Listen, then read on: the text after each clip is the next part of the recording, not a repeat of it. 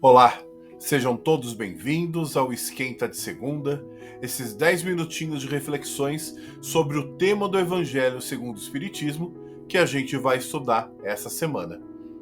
E nessa semana nós iniciamos capítulo novo. Vamos iniciar o capítulo 18, Muitos os chamados e poucos os escolhidos. E nós vamos estudar deste capítulo os itens 1 e 2, que se referem à parábola do festim das bodas. Mas como primeiras reflexões, o que a gente tem que refletir, pensar sobre?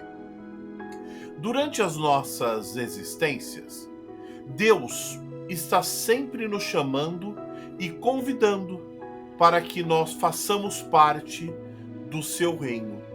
E aí vai muito no capítulo, no nome do capítulo 18. Muitos os chamados e poucos os escolhidos. O que será que isso significa? Muitos os chamados, quer dizer, todo mundo vai ser chamado e poucos serão escolhidos? Mas a gente estuda tanto no Evangelho segundo o Espiritismo, em todo o Espiritismo, e principalmente nos ensinamentos de Jesus, que nenhuma ovelha ficará perdida. Então a gente precisa compreender um pouco melhor o que significa muitos os chamados e poucos os escolhidos. São poucos os escolhidos, de forma geral, e na quarta-feira, no Evangelho no Lar, a gente vai aprofundar muito mais essas reflexões, Mas tudo isso que eu estou falando tem muita relação com o nosso modo de vida. Aquela vida que a gente leva, que está muito alinhada com o orgulho, com o egoísmo, as escolhas infelizes que a gente acaba fazendo, o mau uso do nosso livre-arbítrio. Lembrando que o apóstolo Paulo disse: tudo me é lícito, mas nem tudo me convém. Ou seja, a gente tem o livre-arbítrio, a gente pode fazer o que a gente quiser.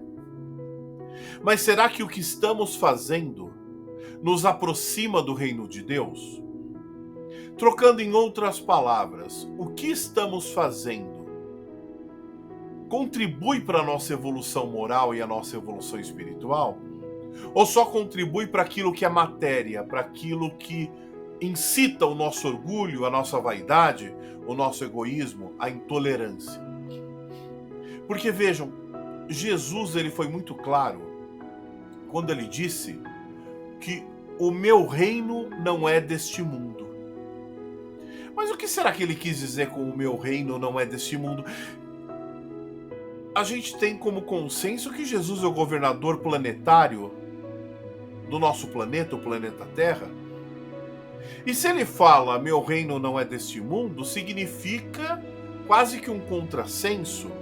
Quer dizer, ele é o governador, mas ele não assume, ele está falando que não é dele. O que Jesus quis dizer com o meu reino não é deste mundo? Não é um mundo físico.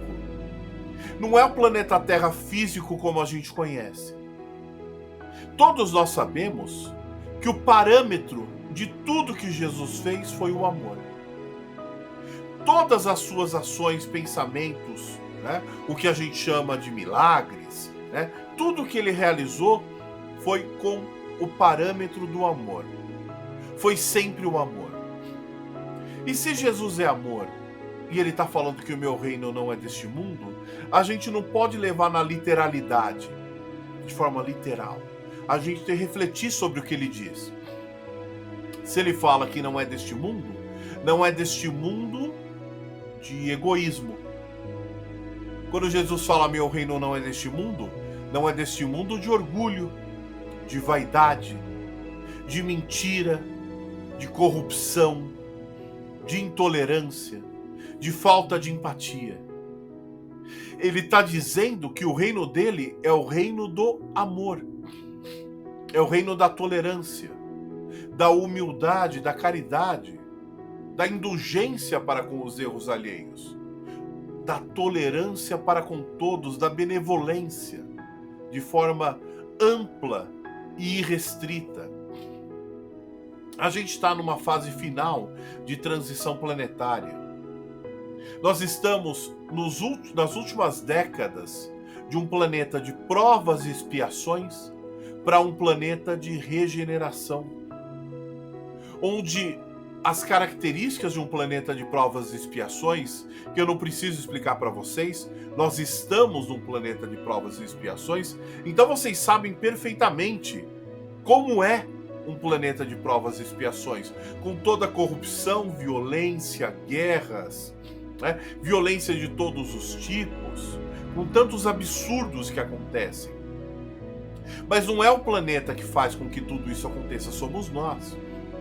A gente precisa mudar o nosso padrão vibratório, mudar o nosso pensamento e assim mudar as nossas atitudes. E isso não vai acontecer se não houver um esforço pessoal, intencional. Se não houver perseverança. Se a gente não optar pelo amor, como nos ensinou Jesus, como algo muito importante para a nossa vida, como parâmetro principal de todos os nossos pensamentos e todas as nossas ações. E a gente consegue isso através da reforma íntima. Reforma íntima que tanto é falada no Espiritismo e que parece uma coisa mirabolante, que a gente vai ter que mudar essencialmente tudo na nossa vida. Não é aos poucos. É conforme a gente consegue. É conforme dá. É conforme as condições que a gente encontra, a gente consegue transformando em amor na nossa vida. Reforma íntima é eu tirar de dentro de mim, eu ir com o tempo eliminando de dentro de mim todos aqueles sentimentos que não nos faz bem, como o orgulho, a vaidade, o egoísmo, a falta de empatia, a intolerância, e trocar por sentimentos que nos faz bem, como o amor, a caridade, a empatia, a humildade, a indulgência para com os erros alheios, a benevolência. É fazer essa troca. E por isso que chama reforma íntima. Porque tudo que nós já passamos são experiências que vivemos. Tanto em outras encarnações como que já passamos nessa. Mas é importante a gente refletir que é reforma íntima. Não dá para eu jogar tudo fora e começar de novo. Como dizia o Chico, né? Ninguém pode voltar atrás e fazer um novo começo, mas todos podemos recomeçar agora e fazer um novo final. Então é recomeçar agora. É ressignificar o orgulho, a vaidade, o egoísmo, a intolerância. Por amor, por caridade, por benevolência, por indulgência, por empatia. É ressignificar, é ir mudando aos poucos os nossos pensamentos e assim as nossas atitudes de maneira intencional. E assim nós seremos um dos chamados, né? Muitos os chamados, poucos os escolhidos, porque quem escolhe somos nós. Nós que escolhemos o nosso padrão vibratório. Nós que escolhemos os nossos sentimentos.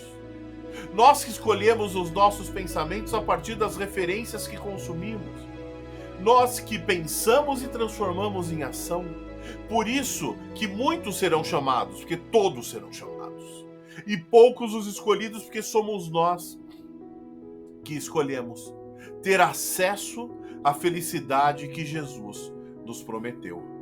Então, minhas irmãs e meus irmãos, eu espero que vocês leiam esse pequeno trecho do capítulo 18, muitos os chamados, poucos os escolhidos, itens 1 e 2, parábola do festim de bodas, e na quarta-feira, às 20 horas, no nosso Evangelho no Lar, na live do Instagram e do YouTube, nós aprofundaremos todos esses estudos com muito mais reflexões. Então eu espero que vocês estudem, para que a gente tenha o maior poder de reflexão na quarta-feira. Fiquem todos com Deus e até lá!